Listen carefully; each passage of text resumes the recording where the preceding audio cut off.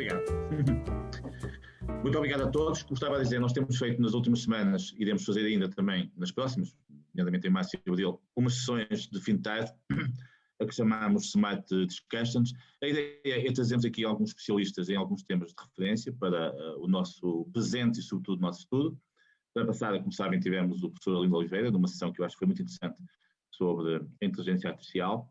E hoje temos connosco o grato prazer de ter duas das maiores, se não até as maiores, especialistas na área da sustentabilidade, na área ecológica, na área ambiental, na área do Pacto Ecológico Europeu.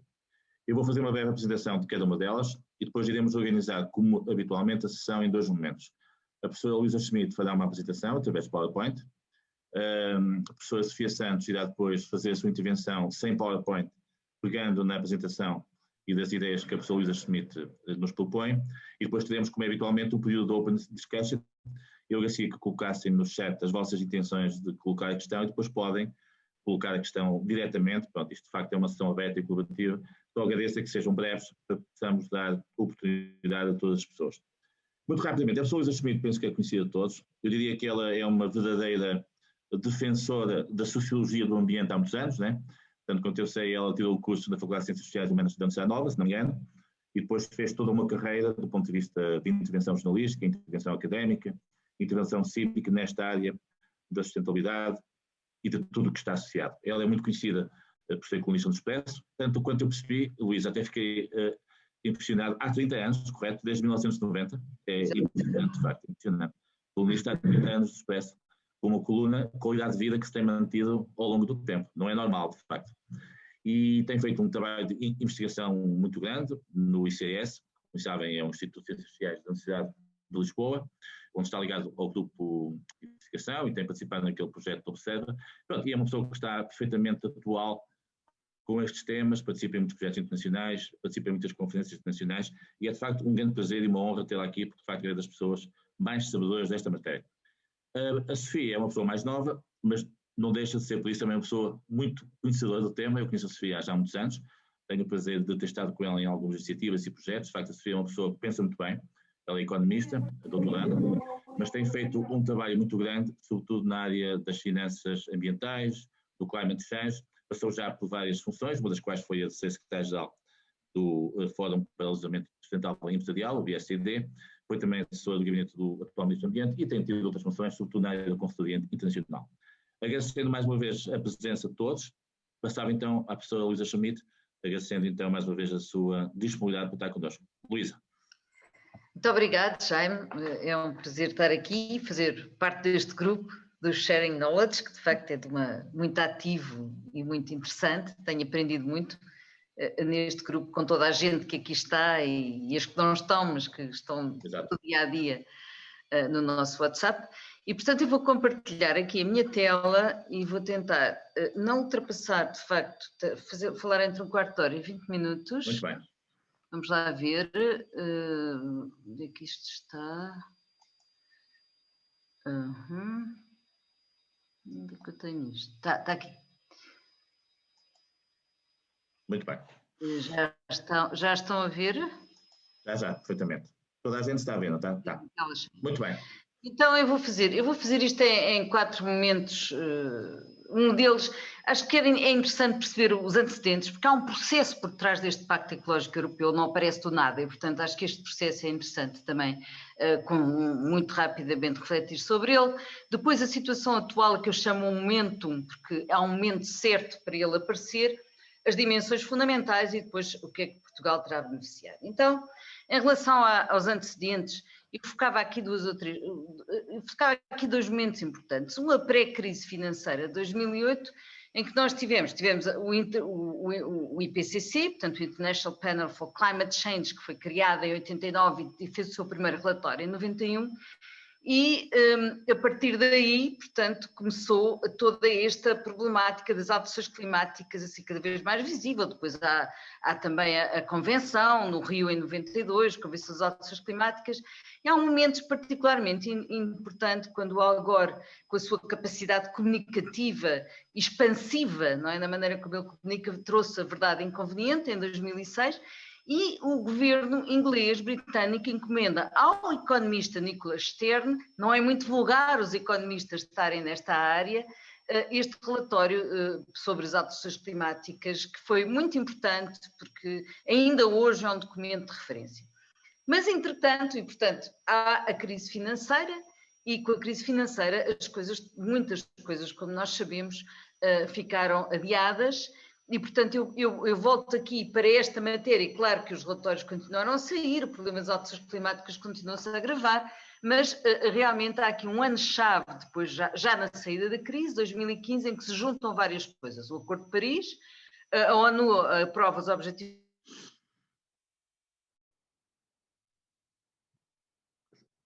Luísa, estamos com um problema de audição. O Papa Francisco, a encíclica da que foi muito importante, de sentar-se e o Conselho, e ao mesmo tempo, do ponto de vista do mundo empresarial, a minha conexão está má?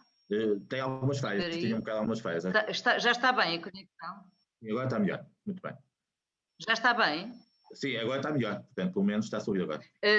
E o Conselho, de facto, o mundo financeiro também começa a inquietar-se com este assunto, e o Conselho de Estabilidade Financeira, por solicitação na altura dos Ministros das Finanças, analisou os riscos e oportunidades relacionadas com as alterações climáticas, visando informar os investidores e os criadores e subscritores de seguros, e também se cria esta Task Force em 2015, o Climate Related Financial Disclosure, na sequência do Acordo de Paris e presidida pelo Michael Bloomberg.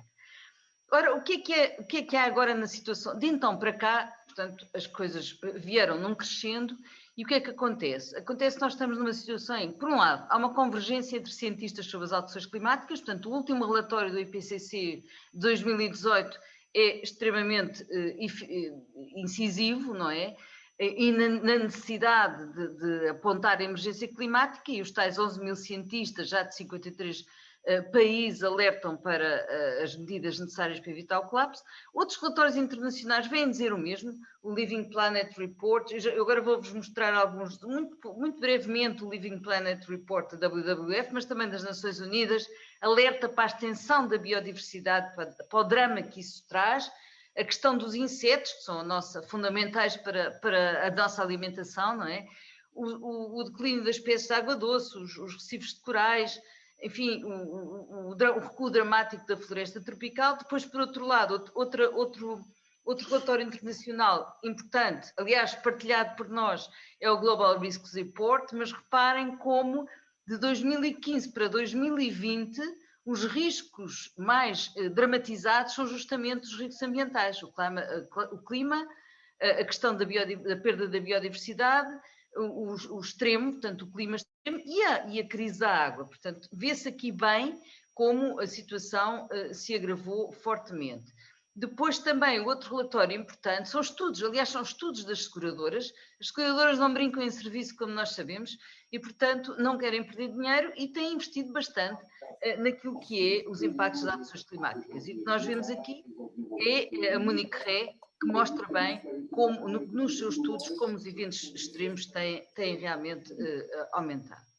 Outro aspecto que eu queria trazer-vos aqui tem a ver com a preocupação pública generalizada, que vos trago aqui um inquérito que saiu muito recentemente, em que, perante a situação de risco com as alterações climáticas, o alerta público já se generalizou a todas as regiões do mundo. Portanto, isto não é só uma coisa do mundo ocidental rico. Reparem aqui, a crença na emergência climática, sobretudo, claro, as pequenas ilhas que estão neste momento muito ameaçadas, mas também os países com high income, os middle e os mais pobres, não é? Todos eles acima de 50%, a opinião pública, a crença, o acreditar na emergência climática, e depois aqui na urgência das respostas. E reparem como, aqui o verde escuro mostra bem, é realmente do everything necessary urgently, portanto, urgência na resposta em todas as zonas do mundo onde este inquérito é aplicado, e como eu disse, são 54 países. Depois, um outro aspecto, o conhecimento científico tem avançado exponencialmente. Aliás, toda a parte de conhecimento sobre a biodiversidade, sobre as alterações climáticas, sobre os oceanos, portanto, que ainda é uma área que foi pouco explorada em termos de conhecimento científico, mas o que se tem visto é que o conhecimento tem melhorado, os instrumentos para nos fazer saber o que é que se passa estão cada vez mais apurados. Eu trouxe aqui só o exemplo das energias renováveis, cada vez mais aplicadas, mais tecnologicamente preparadas. O preço do painel solar reduziu-se substancialmente nos últimos 10 anos, as baterias dos automóveis duplicaram a capacidade, a eólica offshore desenvolveu-se, o hidrogênio, que se queira só não, que seja em pequena, seja em grande escala, registrou avanços muito importantes, e a própria fusão nuclear continua a ser uma perspectiva de seu futuro, sobretudo agora que os chineses estão a investir fortemente nesta investigação. E uma última coisa tem a ver com a economia, não é? As alterações, e aqui esta questão do Fórum Económico e Social, pela primeira vez na história de Davos, em 2020, as ameaças ambientais foram vistas como um risco maior para os negócios, né, dos líderes da economia mundial, e este ano o Fórum abriu com a Ursula von der Leyen a explicar o Pacto Ecológico Europeu. E, portanto, e por outro lado, como eu dizia há pouco, as empresas seguradoras estão muito preocupadas com o cálculo de riscos, a própria Associação Portuguesa de Seguros tem investido muito em estudos sobre os impactos das cheias e subida de nível de mar, e há zonas que já não são seguras, não deixa de ser curioso. Ainda no outro dia estive num colóquio organizado pela DECO, em que eles dizem, nós fazemos estes estudos, e há zonas, há casas onde já não vamos segurar, não é? E depois, por outro lado, o Ministério das Finanças, outra vez do Reino Unido, encomendou este relatório, que aliás o Jaime distribuiu, Economics of Biodiversity, da RUP da Review. E o que é interessante é que não é o Ministério do Ambiente a encomendar, é o Ministério das Finanças. E isto é um facto a levar em conta. Pois ainda aqui a China, que promete a sua descarbonização de 60%, e claro, agora com a nova presidência dos Estados Unidos, há uma reentrada no Acordo de Paris e, portanto, isto faz parte do momento. Portanto, o momento é, de facto, esta situação atual. Portanto, porque é que é um momento? Para além destes 5 aspectos que convergem desta fase, há esta ideia, portanto, o que é que a União Europeia quer trazer com este pacto? É mudar o modelo de desenvolvimento cujas atividades económicas carbonizam e destroem a natureza, portanto, criam aqui um problema grave do ponto de vista ecológico.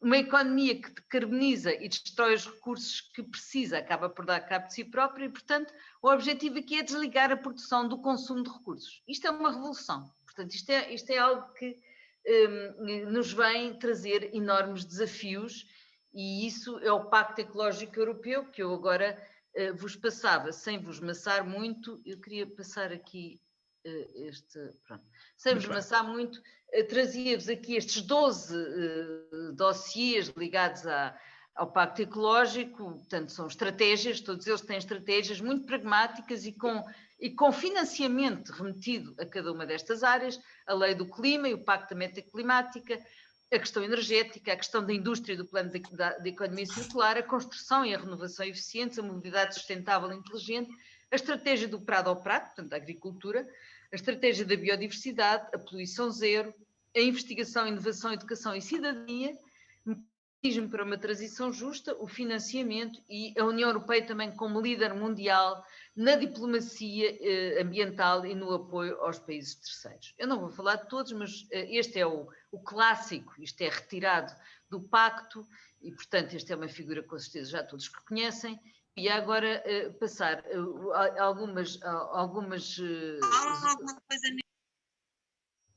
os princípios. Portanto, a questão da sociedade equitativa e próspera, uma economia moderna e eficiente, o crescimento económico, o tal dissociado da utilização de recursos, esta ideia do geramento ecológico, que é não prejudicar, isto é muito interessante também, muito inovador, proteger, conservar e reforçar o capital natural, proteger a saúde e o bem-estar dos cidadãos, uma transição justa e equitativa, com aquela ideia de não deixar ninguém para trás, portanto, inclusiva, e uma participação ativa, criando confiança no público. Isto são, no fundo, os princípios, não é? Agora, a questão da Lei Europeia do Clima e do plano da meta climática. O objetivo é vinculativo: alcançar a neutralidade climática da União Europeia em 2050. com enquadramento para a redução gradual das emissões de gases com efeito de estufa, o reforço, muito importante, de remoções por sumidores naturais, já lá vamos depois, o reforço da capacidade de adaptação e o fortalecimento da resiliência e da redução de vulnerabilidade em relação às alterações climáticas, o que é muito importante para um país como Portugal, como sabemos, é dos mais expostos aqui onde estamos situados no sudoeste europeu. E depois esta lei do clima, com a apresentação, que está neste momento a decorrer da Assembleia da República, a elaboração da lei do clima também para Portugal, porque as propostas têm que aparecer à escala, cada país tem que fazer as suas propostas até junho de 21. E o que é que esta lei pretende? Definir uma trajetória que conduza à tal neutralidade climática, fazer a avaliação regular do progresso em direção à meta, criar mecanismos de correção em caso de progresso insuficiente e até uma comissão independente para acompanhar o processo.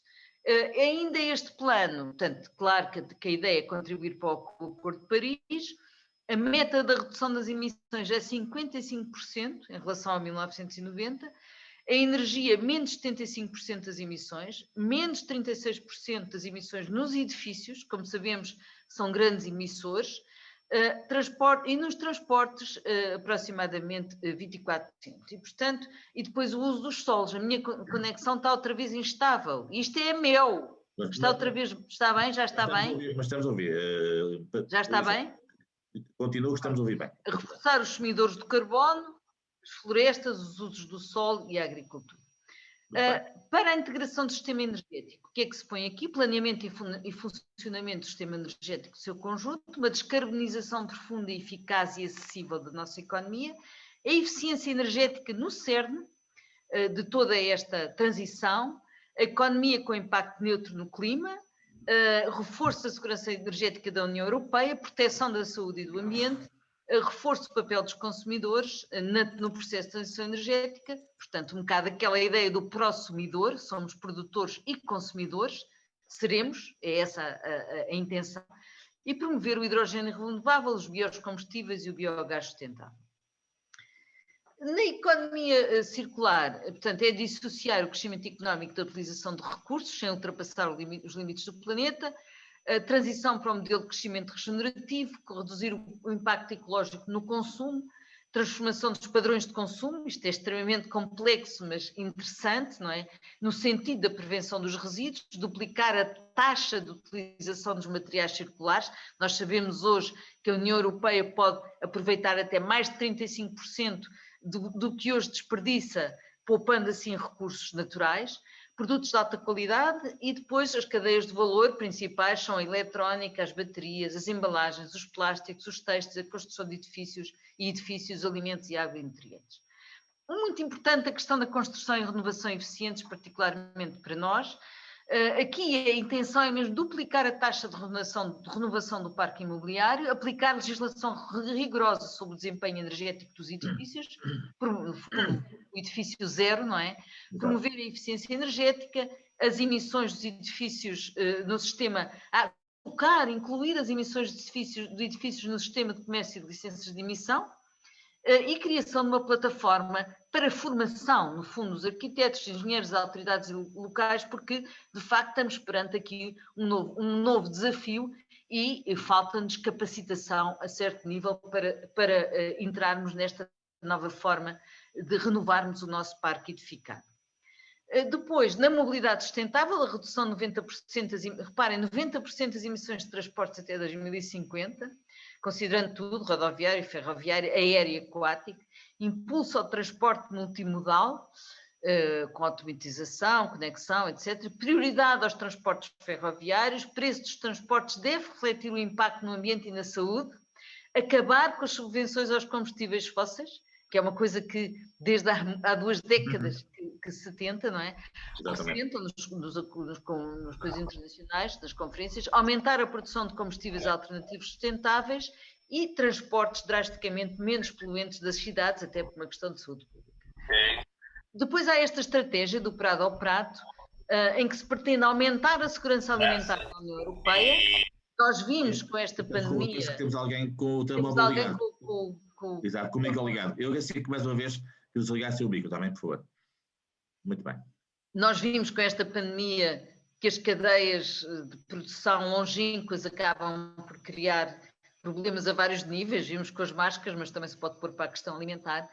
Portanto, cadeias de abastecimento de proximidade, relação entre saúde humana, animal e vegetal, reduzir, reparem, isto é importante, 50% dos pesticidas e agentes microbianos, em 20% de excesso de fertilização, aumentar a agricultura biológica para 25% de agrícola total na União Europeia, melhorar o bem-estar dos animais, inverter a perda da biodiversidade e a segurança da diversidade das sementes, que isto é também extremamente importante, e reduzir em 50% as perdas e os desperdícios alimentares, é outro assunto. Depois, em questão a estratégia da biodiversidade, colocar a União Europeia numa posição de destaque a nível mundial na resposta à crise global da biodiversidade, que é uma crise gravíssima, de que se fala menos, mas que é extremamente assustadora, não é? Estabelecer as áreas protegidas na Europa em pelo menos 30%, portanto a Europa quer classificar 30% do seu território sólido e 30% do seu território líquido, não é? Das áreas marinhas. Restaurar os ecossistemas degradados, aumentar a agricultura biológica e as características paisagísticas ricas em biodiversidade, reduzir a utilização dos pesticidas, plantar 3 mil milhões de árvores até 2030, investir 20 mil milhões por ano na biodiversidade e integrar considerações relativamente ao capital natural e à biodiversidade nas práticas económicas. Isto é importante porque isto vai obrigar a grandes mudanças. Um mecanismo, depois, no meio disto é extremamente importante, um mecanismo para a transição justa. Está criado um fundo para uma transição justa, que, por exemplo, vai ser aplicado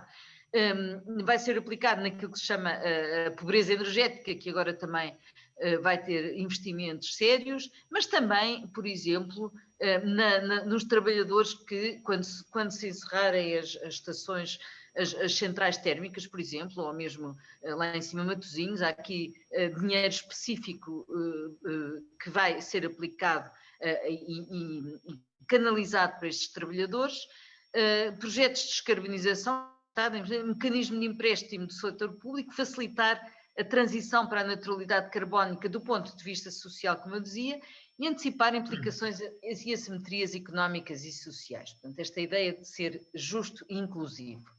E depois eu deixo esta parte mais também para a Sofia, a transição para uma economia climaticamente neutra e verde, precisa de financiar, facilitar e executar. Portanto, é muito dinheiro, nós agora já vemos como o PRR, mas vai haver muitos, portanto, o novo plano, o novo programa de fundos da União Europeia é bastante ainda maior. Facilitar, enquadramento propício, executar, apoiar as autoridades públicas e os promotores de projetos na identificação, estruturação e execução de projetos sustentáveis. E depois os tais investimentos adicionais, com esta anuidade de 260 mil milhões até 2030, edifícios, energia, setor dos transportes, agricultura, capital humano e digitalização. E agora eu ia passar a um pouco para Portugal, não é? Então, algumas coisas, claro que não vou falar de tudo, mas a transição energética e a renovação do parque edificado é extremamente importante para nós. Nós somos ricos em energias renováveis, no recurso necessário para as energias renováveis, sol, vento, mar e água, e, portanto, há aqui uma oportunidade muito grande para nós investirmos bastante nas energias renováveis, com os 4Ds da energia, depois descarbonizar, descentralizar, digitalizar e democratizar. É muito importante conseguirmos entre nós, portanto, para além das grandes centrais, é mais importante ainda a expansão descentralizada do solar térmico e fotovoltaico. Portugal, reparem, é o país europeu com o maior número de horas de sol e é o país europeu onde as populações menos usufruem hoje de painéis solares térmicos e fotovoltaicos nos telhados. Eu vi no outro dia uma apresentação num colóquio onde estive, onde a Suíça, por exemplo, tem agora um programa em que cada 3 telhados, tem painéis solares. Portanto, esta descentralização é muito importante. Depois, e é muito importante para as pessoas também, não é só para a produção, é para as pessoas e para a sua vida, não é? Para a sua economia. Eficiência energética na renovação, o parque edificado é também extremamente impreparado. Nós temos uma percentagem elevadíssima de famílias a sofrer de frio e calor, dentro de casa. Nós somos o 3º país europeu com índices mais elevados de pobreza energética, apesar da amenidade do nosso clima. E, portanto, é muito importante acudir a isto. Aliás, o PRR tem agora, por exemplo, uma das coisas é os 100 mil cheques para dar às famílias que sofrem de pobreza energética. Vamos ver como é que isso se processa, mas é interessante. As comunidades energéticas locais e redes inteligentes também são que já existem noutros países europeus, na Alemanha, por exemplo, e que em Portugal ainda não existem e que desde 2019 já se podem constituir, e é muito importante que assim se faça, porque isto vai criar empresas, empregos, vai-nos ajudar a atingir as metas e vai-nos também ajudar a adaptar às alterações climáticas, porque, como eu dizia, Portugal é um dos países que mais precisa de se adaptar às alterações climáticas, porque mais vai sofrer com os impactos das alterações climáticas, e quando eu estou a pensar nisto, estou a pensar nas ondas de calor e de frio, que tendem a extremar-se, na questão do litoral, isso é outra área que também nos afeta bastante, mas também na questão da seca e dos incêndios florestais, é outra área também que precisamos de adaptação. Estratégia da biodiversidade. Portugal é um hotspot da biodiversidade no contexto europeu, portanto é um dos países mais ricos em termos de biodiversidade, já tem 21% do seu território protegido, terá que proteger mais 10 para chegar aos 30 que a União Europeia propõe para cada país. Aqui esta ideia de propor, seria interessante durante a presidência europeia propor um centro europeu de conhecimento em biodiversidade, juntando ciência e políticas públicas. Isto poderia ser algo que ficaria no nosso país para incentivarmos toda esta área, que é extremamente importante para nós e para a Europa. Verbas europeias são aqueles 20 mil milhões que eu há pouco mostrava, é uma oportunidade única para restaurar, gerir e investir nas áreas protegidas, e nós bem precisamos, não é?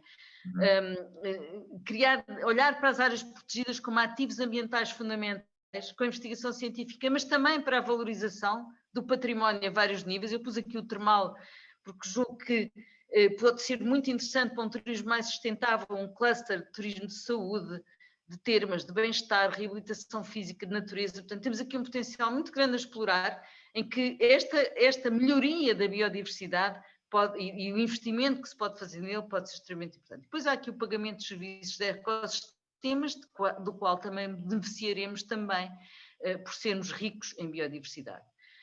Ainda a estratégia da biodiversidade tem a ver com a questão dos oceanos. Portanto, como o Pacto Ecológico Europeu prevê 30% das áreas marinhas protegidas, aqui ainda temos que fazer muito, não é? Porque nós temos a maior zona económica exclusiva, o oceano é o nosso maior ativo estratégico e, portanto, há aqui um potencial enorme da nossa parte, maior liderança na agenda europeia e até internacional, com este ativo estratégico que temos, conservação dos recursos costeira, na proteção dos ecossistemas marinhos, dos berçários da vida marinha e no combate às alterações climáticas. Eu ainda hoje estive de manhã e estive até há pouco numa conferência no técnico, onde foram expor o valor das pradarias marinhas e dos chapais como sumidores de CO2. Ultrapassam as próprias florestas tropicais. E isso é muito interessante porque há um valor para isto muito forte, além de que, por acaso, outra coisa interessante, mostrada pelo Paulo Ferrão, não é? Que foi o presidente da FCT, já tem a ver com a eficiência energética, já tem uma aplicação para nas cidades portuguesas perceber o que é preciso fazer em termos de eficiência energética em cada bairro, no fundo, em cada edifício. Eles chegam a perceber isso em cada edifício. Portanto, há aqui um potencial científico e tecnológico também muito interessante. Estratégia do prado ao prato e as políticas agrícolas. Portugal, nós temos uma enorme dependência alimentar. Nós importamos 73% dos alimentos que consumimos. É o país mediterrâneo com maior pegada alimentar per capita, justamente por causa desta importação. E, portanto, esta ideia da agricultura de proximidade, que é esta estratégia do prado ao prato, que seja ela biológica, de proteção integrada ou de precisão, tem vantagens económicas, ecológicas e de saúde muito importantes e até relevante para combate aos incêndios. Porque também há um estudo muito interessante, um estudo superior da agronomia, onde mostra que, de facto, a questão mais eficaz para nós conseguirmos não ter esta tragédia, esta catástrofe cíclica que são os incêndios, é justamente criarmos prados e agricultura, intermear isso na floresta. A reutilização da água, portanto, a questão da agricultura de precisão aponta para isso, e há aqui também subsídios e dinheiro específico para a reutilização das águas, que pode ser nas regas dos campos de golfe ou da agricultura, autênticas fábricas de água, que já se estão a criar, por exemplo, em Lisboa, Portanto, há aqui uma criação de negócio, há uma diversificação do território e uma própria descentralização de um território que está demasiado concentrado no litoral, que pode abrir aqui grandes oportunidades. Depois pus aqui por fim a questão da mobilidade sustentável. A ferrovia, como nós sabemos, é a nossa perna curta, não é? Portugal não investiu, infelizmente, na ferrovia durante muitos anos e há aqui agora um potencial para o fazer. No metropolitano também. A mobilidade elétrica também, mas a mobilidade elétrica, eu devo-vos dizer, e isso também foi hoje uma das coisas que foi discutida, ela é extremamente importante, mas é extremamente complexa num país como o nosso, com o nosso modelo de cidades e também com a capacidade económica das pessoas, não é? E a forma como os prédios estão organizados e tudo isso acaba por não facilitar esta transição, a não ser nos modos suaves, de algum modo, mas é interessante, está aqui e há incentivos específicos para isso, mas pode ser complexo. E depois a economia circular, que nos falará também mais pormenorizadamente a Sofia, com a reutilização e redução dos resíduos, temos aqui um potencial enorme, porque nós desaproveitamos imensos resíduos e, portanto, temos de ter uma gestão mais eficaz, com menos aterro e mais reutilização, e isso leva-nos à poupança de recursos naturais, e por aqui me fico, dando agora a palavra à Sofia. Muito bem. Excelente, Luísa, como sempre, uma verdadeira lição e todos aprendemos. Passo agora à Sofia, que, pelos vistos, também vai apresentar alguns assuntos e agradecer, portanto, que pudesse começar com a sua intervenção. Pois é, entretanto, peço que você não pode, preciso que me deem a autorização para partilhar. Agora sim. Tem autorização, Já Sofia, está, tem autorização, já está. toda a gente tem. Muito bem. Ora bem, aproveitei aqui para também juntar alguns slides para continuar então aqui a narrativa da Luísa. Eu vou pegar neste tema e ligá-lo, só dar mais uma pequena ligação entre economia e ambiente e depois vou ligá-lo aos temas do financiamento e do sistema financeiro e às empresas. E eu como economista que sou, olho para este gráfico, que é o PIB, o crescimento do PIB mundial nos últimos 2000 anos, e nós conseguimos perceber que a partir de 1950 isto cresce exponencialmente. Eu pergunto, quer dizer, não temos tempo para fazer esta pergunta, mas peço a cada um que pense, não é? Se cada um de nós visse este gráfico, no seu trabalho, visse este gráfico, não soubesse que era o PIB e tivesse a avaliar ou fazer uma avaliação de algo, este gráfico de certeza que nos traria muitas perguntas, não é? Porque é que aquilo aumentou tanto naquela data? Vai continuar sempre a crescer daquela maneira? O que é que faz para que cresça daquela maneira? E eu faço estas perguntas aos meus alunos de economia, pergunto-lhes, quando vocês olham para este gráfico e tendo em conta que é o PIB, que perguntas é que vocês fariam? Exato. Há uma pergunta que nós nunca fizemos, que foi quais são os impactos que isto tem? Pronto.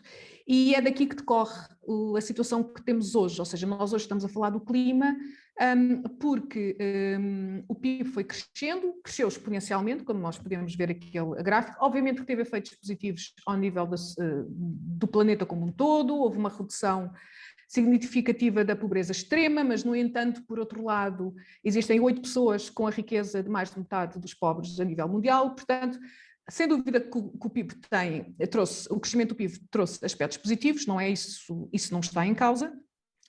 O que está em causa é que o crescimento do PIB, um crescimento desta natureza poderia ter trazido uma melhor redistribuição do rendimento nos vários países e não trouxe essa redistribuição de rendimento, e por outro lado, um crescimento desta natureza necessariamente tinha de ter outros impactos. E nós, os economistas, esquecemos que existe o sistema económico, mas existe o sistema terra. E os economistas acham que a economia de mercado incorpora as ditas externalidades, porque nós assumimos que se nós temos um determinado impacto negativo no ambiente, e se começamos a consumir, por exemplo, mais peixe, que é o que tem acontecido desde 1950, o preço do peixe teria aumentado tanto que faria com que as pessoas começassem a comprar menos peixe e, portanto, as empresas começavam a vender menos peixe e o peixe voltaria ao seu equilíbrio normal. Ora, isso não é assim porque a economia de mercado não atualiza os impactos das suas decisões do futuro no presente. Portanto, a economia de mercado é do presente, não incorpora os impactos a nível de futuro. E temos estes impactos, ou seja, obviamente tudo isto acontece também a partir de 1950, o aumento das emissões de CO2, o aumento do metano, o aumento da terra utilizada, o aumento da captura marinha e portanto, é decorrente deste impacto de crescimento económico que nós esquecemos, economistas, esquecemos que isto tinha este impacto no sistema Terra, que é limitado, e que começam a surgir um conjunto de riscos, como a Luísa identificou, riscos que o World Economic Forum gradualmente tem vindo a considerar como os mais relevantes.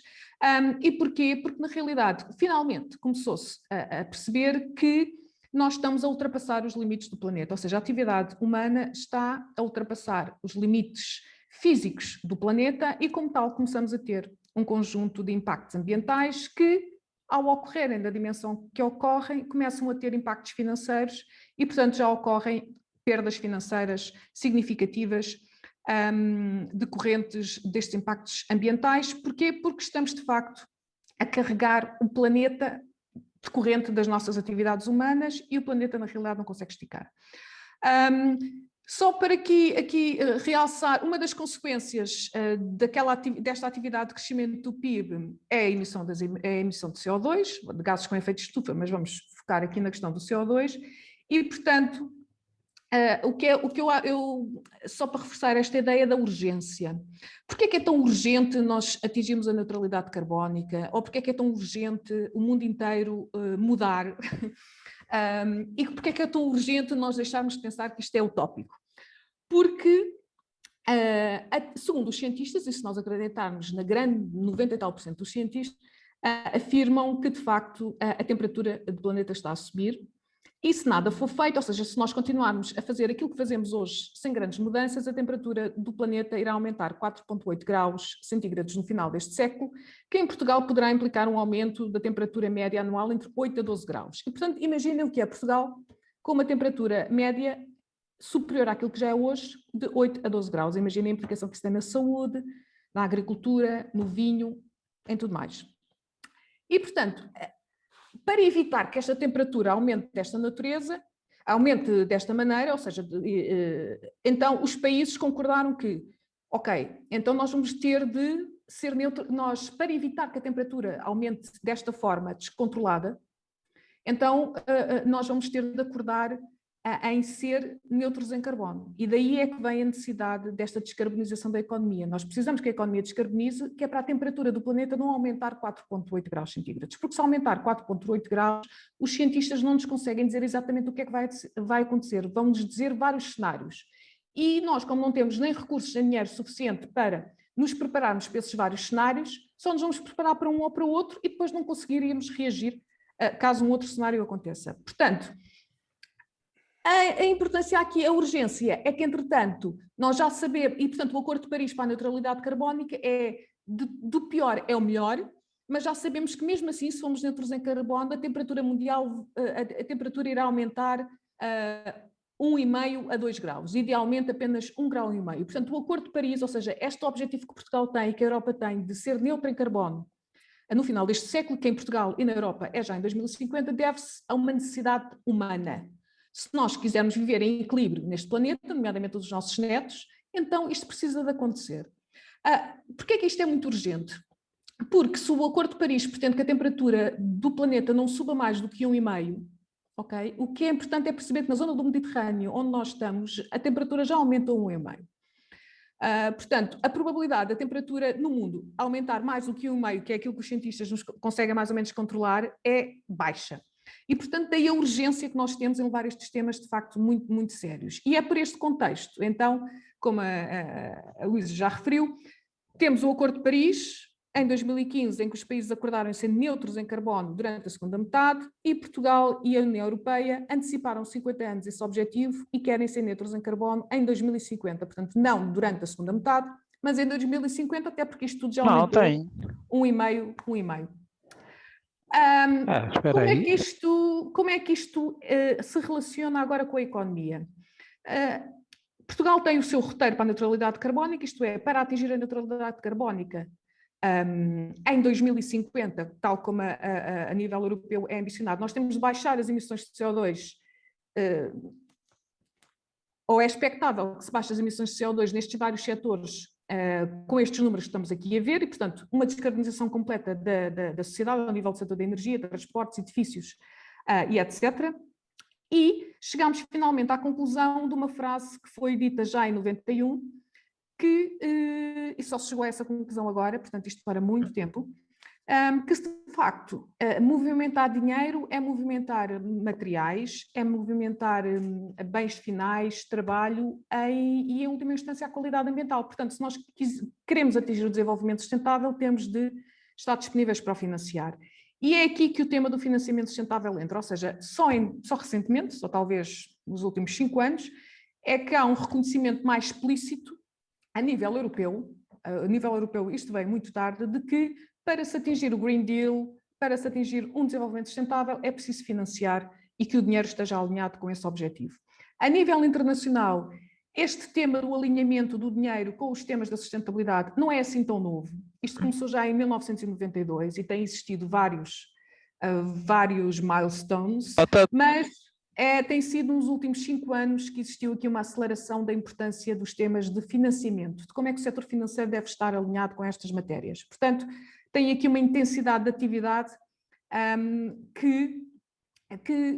da qual eu identifico aqui 3 iniciativas principais. Uma que foi a Comissão Europeia em 2018, que lançou o Plano de Ação para financiar o crescimento sustentável, que na altura teve de ter este nome, mas hoje em dia já se fala de Sustainable Finance, mas em 2018 o objetivo da Comissão Europeia neste plano era mudar completamente o sistema financeiro, portanto é reorientar os fluxos de capital para projetos sustentáveis e, portanto, retirá-los dos projetos não sustentáveis, incluir os riscos ambientais e climáticos na análise dos projetos e ter aqui uma visão de longo prazo. Também o Financial Stability Board, que é uma associação dos bancos centrais internacionais que aconselha ao G20 em medidas que promovam a estabilidade financeira, a estabilidade do sistema financeiro, criou esta tal task force que a Luísa já referiu e que criou aqui a linguagem de riscos climáticos. Nós até então não tínhamos uma linguagem de riscos climáticos e agora temos. Os riscos climáticos são riscos de transição e riscos físicos, depois já falarei um bocadinho mais, e as Nações Unidas lançaram também os princípios da banca responsável, em que qualquer banco que assine isto está a dizer que vai alinhar todos os seus créditos, toda a sua política com o Acordo de Paris e com a sustentabilidade. Só para vocês terem uma ideia dos logotipos das organizações que estão envolvidas nisto, para perceberem que tudo o que é grande, tudo o que são grandes instituições financeiras estão envolvidos em projetos piloto ou nestas negociações ou nesta co-criação destes princípios, e portanto isto não é algo insignificante, e isto não é só uma coisa europeia, ou seja, falar de Sustainable Finance, ou seja, falar do alinhamento do dinheiro com os temas da sustentabilidade não é de todo uma coisa só da Europa, temos atividades por todo o mundo e atualmente existe também uma plataforma internacional de Sustainable Finance que junta a Europa com vários países. Portanto, é um tema muito recorrente e vários países têm a sua própria estratégia de Sustainable Finance. Outra coisa que é importante é a existência de bancos verdes. Os Estados Unidos é o país que tem mais bancos verdes, porque podem ser bancos locais e bancos de Estado. O Banco Verde em Portugal fala-se que poderia ser o Banco de Fomento, vamos ver, pelo menos do ponto de vista teórico está lá, na prática só vendo. Talvez fosse interessante dizer o que é um Banco Verde. Está bem? Exatamente, é isso. O Banco Verde, ok, obrigada Jaime. O Banco Verde é uma entidade pública ou sem fins lucrativos, mas é uma organização em que eu, como cidadã, não posso colocar depósitos, nem posso pedir empréstimos, portanto, é um banco de fomento. Se nós pensarmos no banco de fomento como ele é hoje, eu, como pessoa, não posso abrir lá uma conta, mas é um banco que distribui, que empresta dinheiro a empresas. E, portanto, um banco verde é um banco que empresta dinheiro a empresas e a projetos que contribuam para a economia verde, ou seja, que contribuam para baixar as emissões de CO2. E esse é um critério para dar o empréstimo, para conceder o empréstimo, baixar as emissões de CO2. Obviamente que este tipo de bancos tem uma componente pública, portanto apresenta garantias e normalmente empresta dinheiro a projetos que o mercado não consegue por causa da percepção do risco e por causa da ausência de garantias. E é um banco que pode alavancar a economia verde, servindo de cofinanciamento a outros projetos que possam surgir por parte da banca privada. Como eu referi há pouco, Em tudo o que é financiamento e projetos, existe sempre a análise de risco, como nós sabemos, e não havia ainda uma linguagem financeira sobre estes riscos climáticos e o tal Financial Stability Board criou uma nomenclatura que está disponível e que identifica o que é que são riscos de transição, que os riscos climáticos são riscos de transição e riscos físicos. Eu não vou agora aqui entrar em detalhe, mas só para ter uma ideia que isto até à data é voluntário, exceto no Reino Unido, que já passou a ser obrigatório, e eu acho que há um ou outro país em que já colocaram a obrigatoriedade de reportar, segundo estes guidelines, as empresas cotadas e o setor financeiro. Mas uma coisa é certa, muitas destas recomendações vão passar a estar incluídas na nova diretiva de informação não financeira que está a ser revista e que sairá a qualquer momento. Já referi que a Comissão Europeia tem estes 3 objetivos, de mudar completamente o sistema financeiro para ter o dinheiro alinhado com as questões ambientais e, portanto, o que é isto do financiamento sustentável?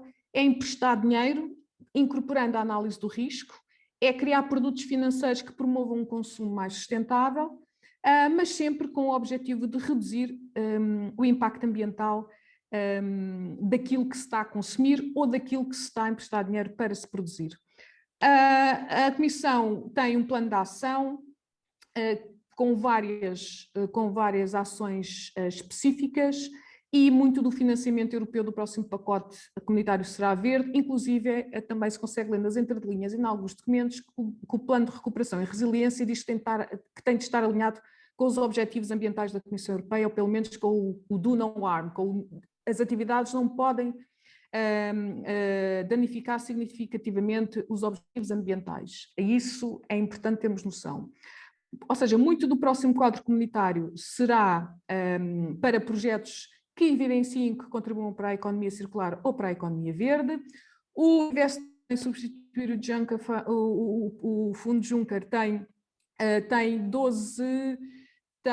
11,5 mil milhões só para Sustainable Infrastructures, infraestruturas sustentáveis, que se pretende que seja alavancado pela Banca Nacional, como normalmente é, e a Comissão Europeia já definiu, já existe um regulamento que diz o que é que são atividades ambientalmente sustentáveis. Pela primeira vez nós temos agora uma nomenclatura que vai permitir às instituições financeiras, por muito complexo que isto ainda seja, rotular um projeto que vai pedir dinheiro à banca se aquele projeto é uma atividade ambientalmente sustentável ou não. E aqui é que começa a grande confusão, e não é a confusão, começa a dificuldade, porque começamos a juntar doutorados de engenharia com sistema financeiro e é loucura total. Porque ninguém percebe a linguagem um do outro e, portanto, é uma maravilha perceber aquilo que vai sendo criado e depois aquilo que não se consegue aplicar, mas havemos de conseguir aplicar qualquer coisa. Portanto, o que é uma atividade ambientalmente sustentável? É uma atividade que contribui para pelo menos um destes 6 objetivos ambientais da Comissão Europeia. Mitigação, adaptação climática, proteção de recursos marinhos, economia circular, poluição e proteção dos ecossistemas. Okay? E uma atividade ambientalmente sustentável não pode danificar significativamente nenhum destes objetivos. Agora, imaginem o que é as empresas que agora vão começar a pedir de agricultura, PMEs, porque isto é para tudo, vão começar a pedir empréstimos aos bancos e os bancos vão ter de rotular com isto. Okay? Porquê? Porque os rácios prudenciais da banca, e já existe trabalho em atos delegados para isto, porque os rácios prudenciais da banca vão estar associados ao risco ambiental. E, portanto, se eu vou emprestar dinheiro a empresas que não contribuem para os objetivos ambientais, então eu estou a emprestar dinheiro para empresas que têm maior risco, logo eu vou reter mais capital. E se eu retenho mais capital, vou baixar a produtividade das minhas receitas. E, portanto, eu vou-me ficar por aqui. E, basicamente, é aqui o que eu tento trazer, é que está a entrar em regulação temas que vão afetar o setor financeiro, que vai ser obrigado a reportar e a classificar. E, portanto, vamos ter muito em breve os bancos, e este ano acho que já vamos ver isso, vamos ter bancos que vão começar a pedir informação com questionários às PMEs sobre as emissões de CO2, sobre os resíduos, sobre boas práticas agrícolas, tudo isso. Porquê? Porque vão ser obrigados a reportar essa informação e os seus rácios prudenciais e análise de risco vai estar ligada a isso, até porque o Banco Central Europeu, este verão, publicou um guia que estava em consulta pública, dizem consulta pública para dizer que é um guia, mas isto quer dizer que, em que identifica as 13 várias expectativas que o Banco Central Europeu tem face àquilo que os bancos devem fazer nesta área, e basicamente estão aqui algumas dessas recomendações, mas basicamente o Banco Central Europeu diz que isto é um tema do Conselho de Administração, os riscos têm de estar incorporados na análise os riscos ambientais têm de estar incorporados na análise de risco de crédito e dos investimentos, e que tudo isto tem de ser reportado de forma muito clara e incluído na questão da quantificação do capital e nos rácios prudenciais. E é este o caminho que estamos a caminhar, mas de forma muito acelerada. Excelente, Sofia. Mais uma intervenção também muito prática e objetiva, muito ligada ao mundo da finança e das empresas.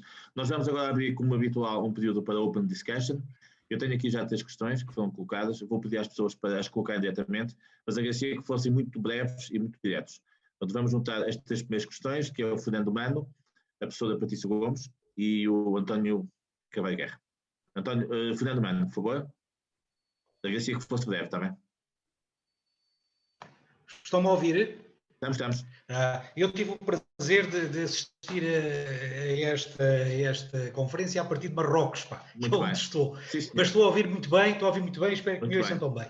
Pois, é só o seguinte, eu, depois de ouvir a minha professora Luísa, do doutoramento de alterações climáticas, e depois de ouvir a professora Sofia Santos, a sensação com que eu fico é que, de facto, esta coisa do Green Deal, faltam aqui aspectos que são absolutamente cruciais. Eu, por exemplo, como é que é possível defender a defesa da biodiversidade?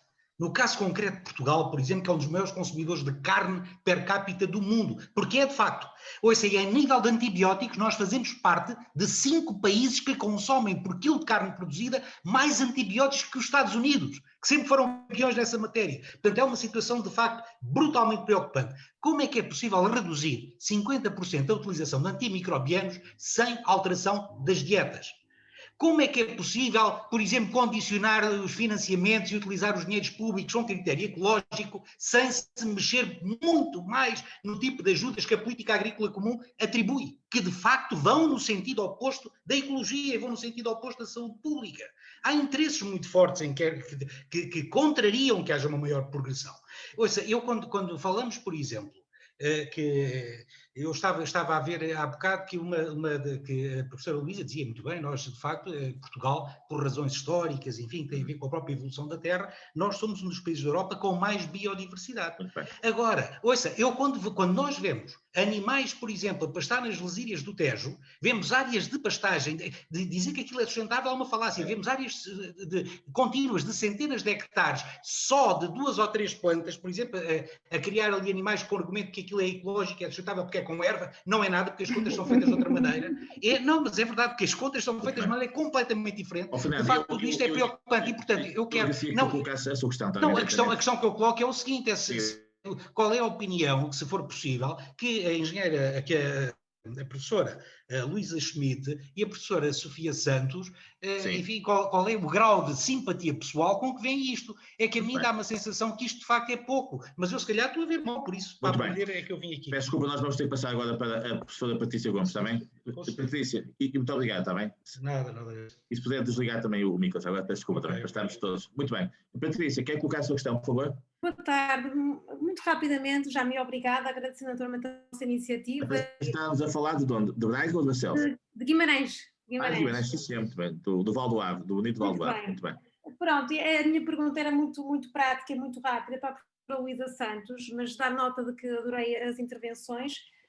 Falou sobre o mecanismo de empréstimo, em particular para o setor público, que é realmente a minha área de maior interesse, e gostaria, se possível, que pudesse explicar um bocadinho mais de que forma se operacionaliza este mecanismo de empréstimo. Muito obrigada. Muito bem. E, finalmente, para este primeiro conjunto de questões, o António Carvalho Guerra. Pois, muito obrigado, Jaime, muito obrigado às oradoras que falaram lindamente. Eu tinha só uma questão relativa aos painéis solares, podia falar horas e horas disto, porque eu ando nisto há 25 anos no setor do ambiente, como o Jaime bem sabe. Mas gostava de só fazer uma pergunta muito específica, que tem a ver com, nós realmente somos um país, a par da Espanha, que mais horas solares tem, e somos o país que menos utilização tem de painéis solares. mas as pessoas estão convencidas que vamos passar a ter mais painéis solares em casas com o regime fiscal que temos. O regime fiscal que temos é o oposto disso. E, portanto, além de que as elétricas, não há nenhum incentivo em termos do ponto de interligação das casas à rede, porque a entidade distribuidora não é obrigada a aceitar o ponto de interligação. E, portanto, como é que resolvem esta equação? Era a pergunta. Muito obrigado. Sim, começamos com a Luísa e depois passamos à Sofia, também. Luísa, faz favor. Nós, aliás, já somos uma mistura, porque alguém já nos chamou Luísa Santos. Bem, então, relativamente à questão do Fernando Mano, quer dizer, claro que o Pacto Ecológico Europeu não é a varinha de condão, nem uma solução mágica, mas é já um chão, que eu diria um chão firme, onde todos nos encontramos e onde todos podemos e devemos reforçar uma série de medidas e uma série de estratégias em que acreditamos, não é? E que são importantes para o nosso futuro comum. Relativamente a isso, então, a história vai ser muito importante a nova negociação da PAC. Uma das coisas que fala o PAC é justamente a ecologização da PAC. Vamos ver como é que isto se vai proceder. Nós sabemos que é difícil, há lobbies fortíssimos nesta área, aliás em todas, mas nesta é extremamente forte, portanto, mas também dentro já aqui também, eu julgo que há aqui também uma evolução nos próprios agricultores. Quando nós olhamos, portanto, a questão da PAC, olhamos para o Ribatejo e para o Alentejo, não é tudo igual. Há imensos, nós não podemos meter todos no mesmo saco e, portanto, já começa a haver aqui diferenças muito interessantes e uns influenciarem outros. Quer dizer, estas coisas são dinâmicas que se criam. Agora, uma coisa é certa. A questão, nós vamos ter que mudar, por isso é que eu digo que há aqui uma espécie de revolução neste Pacto Ecológico Europeu se ele for para a frente, porque vamos ter que mudar a maneira como trabalhamos, como vivemos, como consumimos. É o que isto propõe, não é? É o que isto propõe por causa daqueles gráficos que a Sofia ali mostrou no início, não é? E de nós estarmos já num ponto, de facto, de não retorno, que nos obriga a ter que alterar aqui uma série de coisas. E, portanto, uma das coisas que eu achei muito boa foi justamente porque eu sei, o Fernando Mano sabe, eu também sei, que o excesso de pesticidas e de antibióticos neste país é incompreensível, de facto, não há somos dos países, somos um país que utiliza imenso e com todos os impactos que isso tem em termos de saúde pública, poluição das águas, poluição dos solos, etc. Portanto, vai ser muito importante nós reduzirmos isso e depois a questão das dietas. Claro, quando eu digo que uma das coisas, por exemplo, do roteiro da descarbonização é justamente, tem a ver com a carne, com a menor produção de carne e com a redução. Uma das coisas que vamos ter que reduzir todos coletivamente é a pegada da carne, não é? Comer menos carne, sobretudo carne de vaca, isso tem a ver depois com a floresta tropical, com uma série de coisas. Portanto, aqui nós estamos numa situação em que, numa dinâmica de mudança, e eu concordo que é preciso mudar, é preciso alterar as dietas. Aliás, o Pacto também, eu não foquei isso, mas o Pacto fala justamente também das dietas alimentares, ligando isso à saúde e ao ambiente. Portanto, e é muito interessante, nós temos feito inquéritos à população portuguesa sobre a questão, que é uma população, como nós sabemos, a um certo nível, sobretudo alimentar, um pouco conservadora, portanto, considerando a Europa do Norte, não é? Por exemplo, e há aqui uma grande tendência, sobretudo nas gerações mais novas ou nas que têm filhos pequenos, para mudar a sua dieta alimentar no sentido de uma menor pegada e de uma menor impacto sobre a saúde. E isso é importante, não é? Dizer. Agora, claro, isto tudo... Aliás, Luísa, uma coisa, eu penso que com a própria pandemia isso foi acentuado, não é? As pessoas obrigaram-se a alterar essas dietas. Uma das coisas interessantes, nós na agricultura biológica, 25% tem que ter agricultura biológica, portanto também não pode ter nem pesticidas, nem antibióticos, nem nada dessas coisas. Se nós virmos, nós fizemos um inquérito em 2004, ninguém sabia o que era agricultura biológica. Hoje é uma coisa que, estou a falar em Portugal, não é? Em que toda a gente já sabe o que é e realmente, até durante a crise, um estudo que fizemos, as únicas lojas que não diminuíram, pelo contrário, aumentaram, foi os mercados e as lojas biológicas. Não deixa de ser interessante. Portanto, há aqui os consumidores estão a mudar, não é? claro que estamos a falar da Europa e de Portugal. Agora, passando adiante, relativamente àquela pergunta muito concreta do mecanismo de empréstimo do setor público. Da professora da Patrícia Gomes, exatamente. Da Patrícia Gomes, não é? A questão é a aplicação de medidas para facilitar a transição para a neutralidade carbónica por parte das autoridades públicas. E, portanto, há aqui uma parte, este mecanismo é para as entidades públicas poderem fazer essa transição e, portanto, está no mecanismo para uma transição justa previsto essa capacidade. E é uma questão de agora se aplicar. Não sei se a Sofia depois tem alguma coisa a dizer sobre isto, mas isto faz parte desse tal mecanismo para a transição justa que vem especificamente virado para a transição para a neutralidade carbónica. E depois, por fim, na transição, a questão dos painéis solares, não é? Para ser rápida, aqui a questão dos painéis solares é muito curioso. O António Guerra. Há uns anos, eu também já fiz algum trabalho de avaliação sobre mecanismos fiscais e até de apoio para as medidas de eficiência energética. E um deles foi justamente os painéis térmicos e fotovoltaicos, uma lei de 2009, em que dava não só um financiamento de 700 e tal euros, como até podia-se rebater no IRS. Portanto, saíam praticamente de borla, sobretudo os painéis solares térmicos, pois não teve adesão praticamente. E porquê? E aqui puxa brasa à minha sardinha, quer dizer, além de, claro que é preciso criar estímulos fiscais, e como vimos ali, estão muito mais baratos os painéis fotovoltaicos do que estavam há uns anos atrás, não é? Há 10 anos, que foi quando foi esse mecanismo, eram muito mais caros. Portanto, há uma redução substancial a esse nível. Depois, há regimes, portanto, e aqui apoios específicos, e vemos isto, está aqui a Alexandra Carvalho, não é? Que está no fundamental, e há aqui um apoio específico, já, com aquele fundo que... Eu estou a ver a Alexandra aqui no meu ecrã, por isso é que ela está aqui. O Fundo Ambiental criou agora um apoio específico para as pessoas poderem instalar os painéis fotovoltaicos e os painéis de água quente termal. Portanto, aí vai haver ajudas muito fortes. O que é que aconteceu em 2009, 2010? Não houve divulgação, nem houve comunicação, nem houve nenhuma campanha. Isto também é muito importante, porque nós temos visto nos nossos estudos sociológicos que há uma grande iliteracia energética por parte da população portuguesa.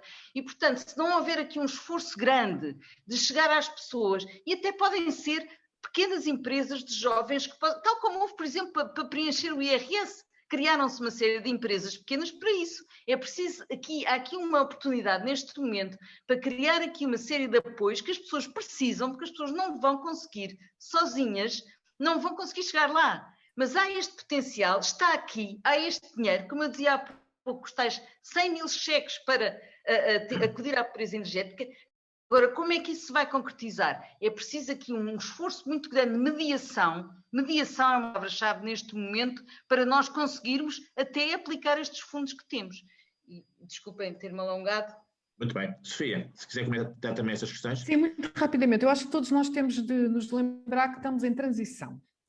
E em épocas de transição há coisas do passado que são más e que estão mais presentes, e há coisas do presente que são boas e que nós ainda nem alguns de nós nem conseguimos vê-las, nem conseguimos perceber como é que elas poderão ser aplicadas.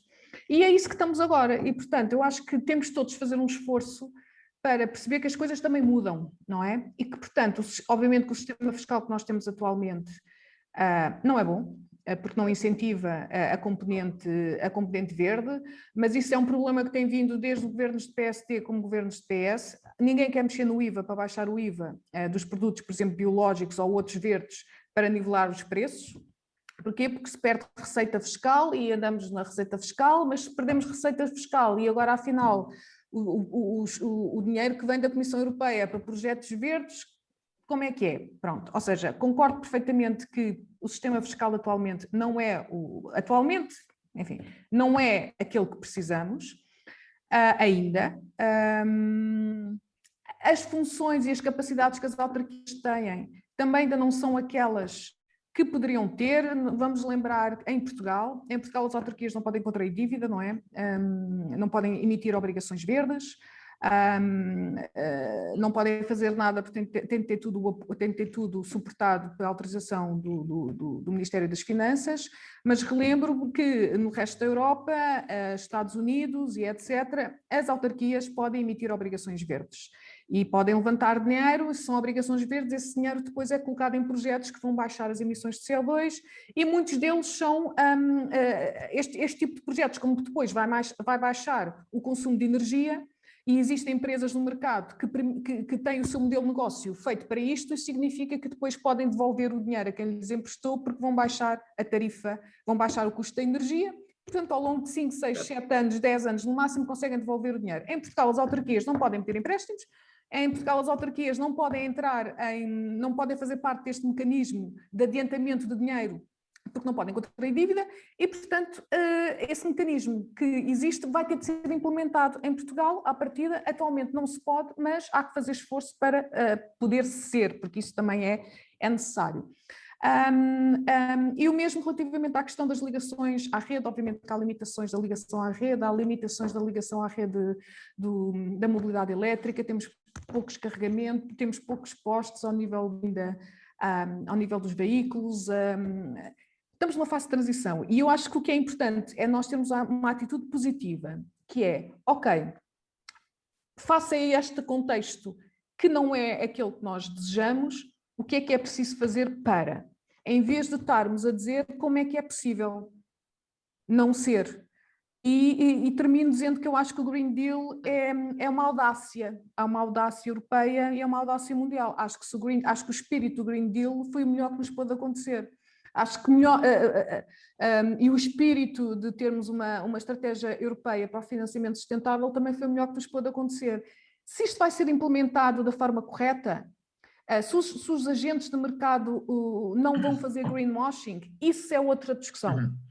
É outra coisa. Isso é nós, como cidadãos e como empresários, como é que nós somos capazes de agir perante estas missões macro. Mas isso é outra discussão que não é esta que temos aqui atualmente. Muito bem.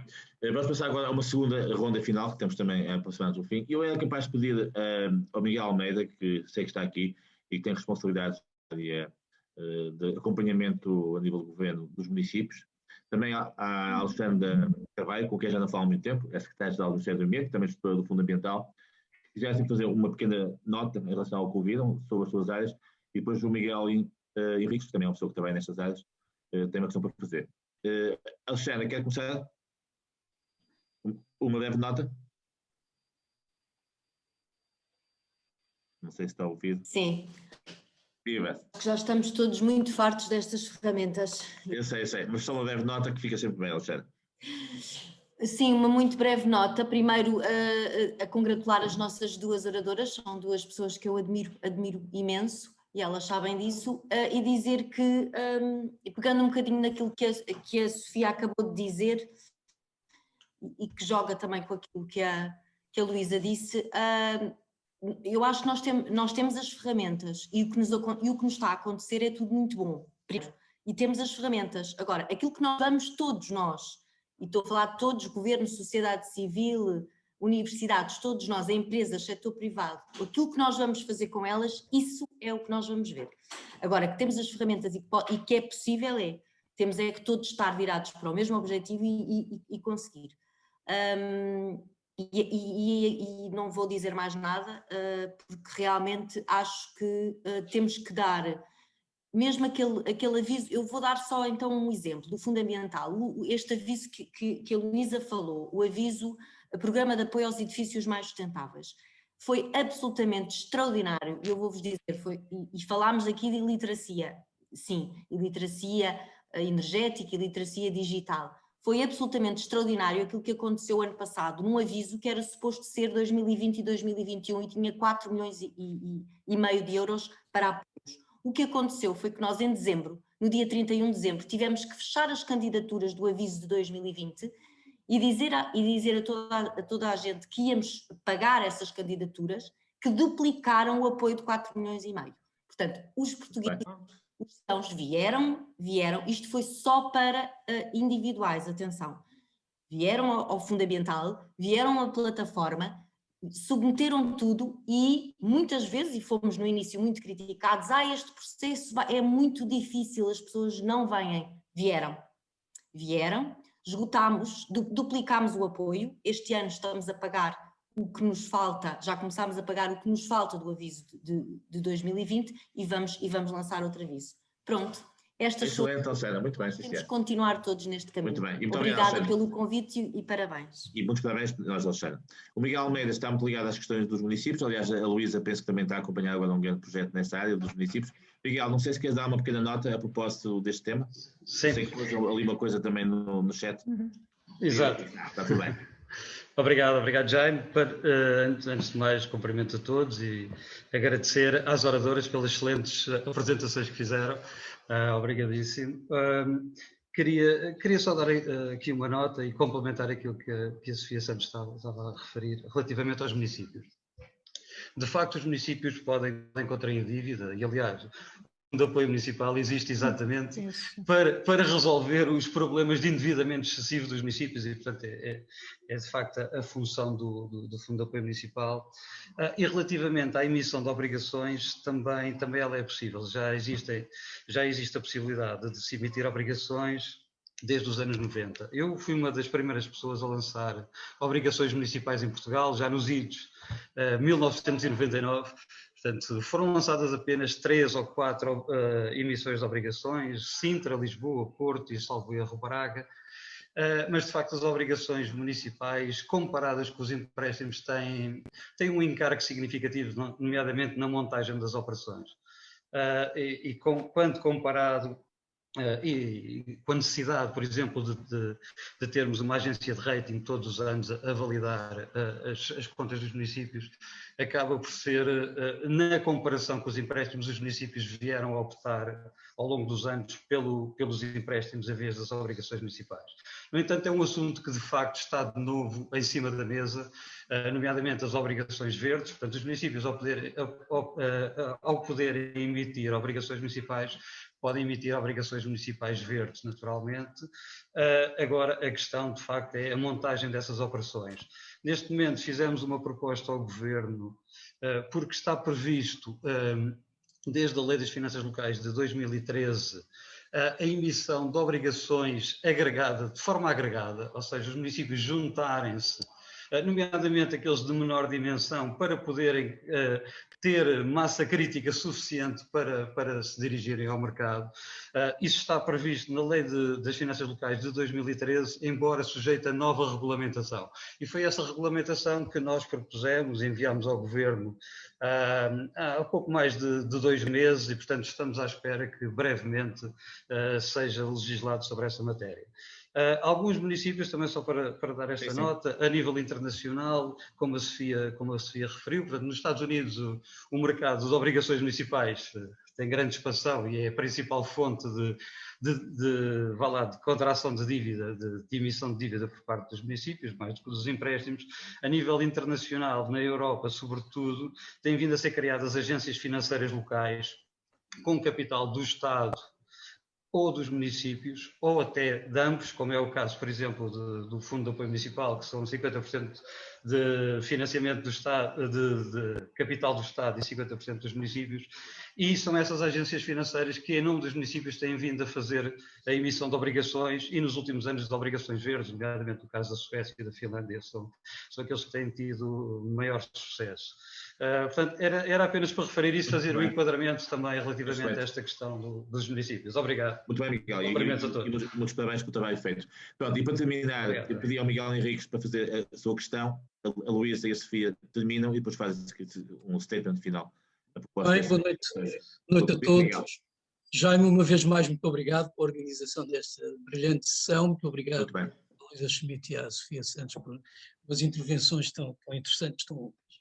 Há um tema que eu vejo muito pouco tratado e que me causa muita curiosidade, que tem a ver com o Green Deal e particularmente a economia circular, quando aplicado ao território e ao desenvolvimento do território. Estou a pensar em Portugal, por exemplo, no desenvolvimento do interior.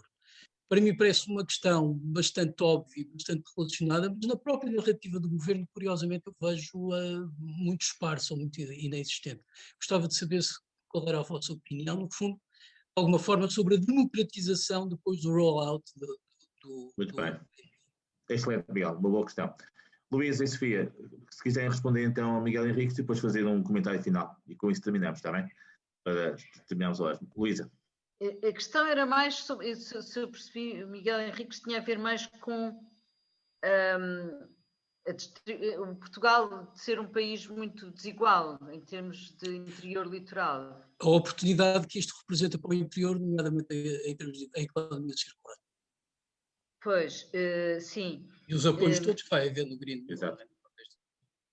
Sim, eu já apresentei algumas coisas, não é? Mas nós temos, de facto, nós em Portugal tivemos só uma nota, portanto, nós estivemos menos sujeitos aos impactos da grande industrialização e por isso somos o tal hotspot da biodiversidade, mas assistimos à sobreposição de 3 fatores negativos. Por um lado, perda de ligação aos territórios e à natureza pelo abandono rural, que é um problema que nós temos, não é? Depois, por outro, insuficiência de políticas públicas de aumento do território, também é outro problema que temos, e depois também abusos de utilização dos territórios um pouco espalhados, espalhados, não é, pelo país. E, portanto, agora, esta questão do pacto, eu julgo que toda esta parte, seja da agricultura, do prado ao prato e das coisas de produção de proximidade, seja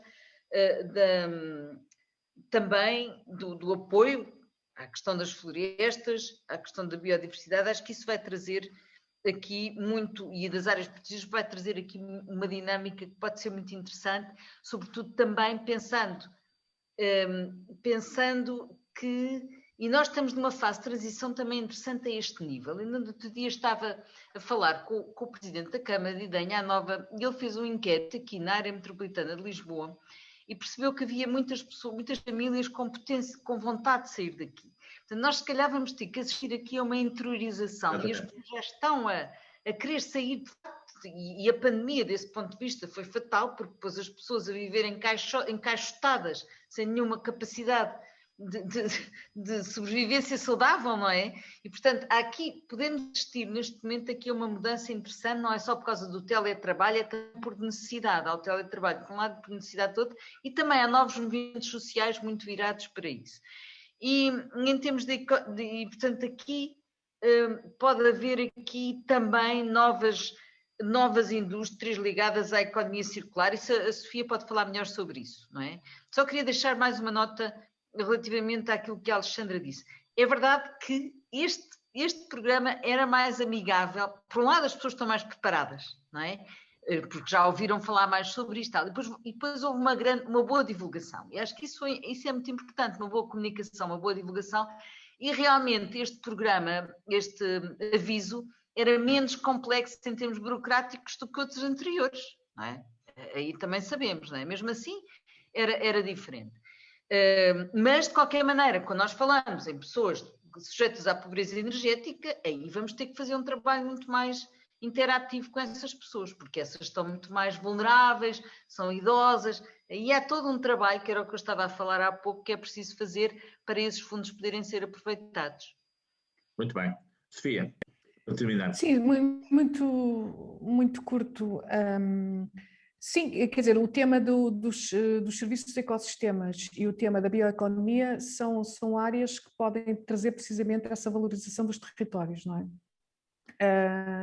E, portanto, esses são temas que estão inseridos no Green Deal e que Portugal também tem documentação e tem estratégias sobre estas duas, não da bioeconomia, acho que está para sair, mas obviamente os serviços de ecossistemas têm a de biodiversidade. Agora, a valorização da natureza e a valorização dos serviços que a terra dá e que os ecossistemas dão e que são mais característicos então das regiões não com tanta densidade populacional, o mercado ainda não os valoriza, não é? E portanto é preciso o valorizar os serviços que a terra dá, digamos assim, de forma normal. Como é que isso pode ser acelerado? Pode ser acelerado através de regulação, em que se atribui, em que há um mercado, como os Estados Unidos já têm, há muitos anos 80, os chamados Biodiversity Banks, portanto, a troca, ou seja, existem trocas entre aspas, de biodiversidade, ou seja, os territórios são valorizados pela biodiversidade que permitem, que têm e que permite os serviços de outros terrenos à volta. Por exemplo, para mim um exemplo clássico é as vinhas, não é? Há locais à volta das vinhas, há vinhas que podem ser plantadas, não é? E há terrenos e há alguns terrenos à volta delas que não podem ser plantados, não é? E há terrenos em todo o território português porque por questões de regulação não se pode construir ou não se pode fazer muito mais. E normalmente acha-se que esses territórios têm pouco valor, essas terras. Na realidade, as terras em que não se pode construir porque permitem a existência de um conjunto de serviços de ecossistemas que fazem com que ali ao lado exista uma produção de algo, não é? E se aquela terra não existisse, então a dita da produção não aconteceria. Então essas terras que não podem ser alteradas têm muito mais valor do que as outras. E atualmente, e nós não temos isso ainda... Como? Atualmente é o contrário. E atualmente é o contrário. Portanto, eu às vezes costumo dizer, se as pessoas soubessem, as pessoas que têm aquelas terras que não dá para construir e não dá para fazer nada, não é? As terras que não dão para fazer nada. Se as pessoas percepcionassem que essas terras são aquelas que valem mais, então, se calhar isto mudava de figura. E fazia-se mais pressão para se criar um enquadramento legal que permita, de facto, a valorização dessas terras. E é este tipo de coisas que eu acho que poderá criar a dita valorização dos territórios mais do interior. Agora, como nós sabemos, e por não muito feliz que seja, a dinâmica ainda da forma como nós, seres humanos, funcionamos, a maioria de nós, tem tudo a ver com compra, venda e dinheiro. E, portanto, ou se consegue criar um mecanismo de mercado que, de facto, valorize os serviços que a terra dá, não é? E, portanto, faz com que aqueles territórios, de repente, fiquem mais atraentes ao nível até da produção. E tudo isso vai baixar os incêndios, vai baixar a desertificação. Enfim, iríamos todos ganhar com isso. Se não se acelerar esta falha de mercado, porque isto é uma falha de mercado, não é? Se não se acelerar a falha de mercado com regulação, porque nós em Portugal temos alguma falta de iniciativa mais contemporânea na criação de mecanismos voluntários de compra e de troca de ativos ambientais. Há certos países que não é preciso regulação para os agentes comprarem ativos ambientais. Isso faz de forma voluntária. Em Portugal nós somos um bocadinho, ficamos sempre à espera que surja a regulação. Talvez não seja muito simples a valorização dos territórios se nós também não conseguirmos acelerar esse processo de regulação, porque at the end of the day, não é, como se diz, e por muito que isto me custe como economista reconhecer, os agentes económicos agem de acordo com as regras de mercado, de uma forma geral. E ou há mercado, ou tem de haver regulação para acelerar esse mercado e para colmatar a falha de mercado. Portanto, é uma resposta à economista enrolado, mas não sabia responder de outra maneira. Muito bem, nós estamos a chegar ao fim e eu proposto esta ideia, recomendo muito, aliás, tenho partilhado isso também nos grupos, as reflexões da professora Mariana Mazzucato, como sabem, é uma das economistas mais reputadas da atualidade. Ela esteve recentemente numa belíssima conferência organizada no âmbito da presidência, portanto, a Alexandra sabe perfeitamente do que estou a falar, foi uma belíssima intervenção, e a professora Mariana Mazzucato diz que os próprios governos, ela é uma defensora do Estado empreendedor, e de facto que os governos, independentemente do que possa ser um equilíbrio entre o mercado e o Estado, têm também aqui algumas responsabilidades. Eu partilho muito desta opinião que o Miguel Henriques aqui trouxe, que de facto as comissões de coordenação regionais, os atores políticos agora nos próximos anos vão ter que ter políticas mais ativas do ponto de vista da gestão do território. E claramente que a área do Green Deal vai ser um contributo para isso. Pronto, agradecer então a todos a vossa presença, mais uma vez à Luísa e à Sofia a excelência das intervenções com que nos brindaram. Nós depois iremos partilhar as apresentações e obviamente continuaremos aqui nesta discussão. Uma boa semana para todos e até à próxima, está bem? Muito obrigado. Obrigada.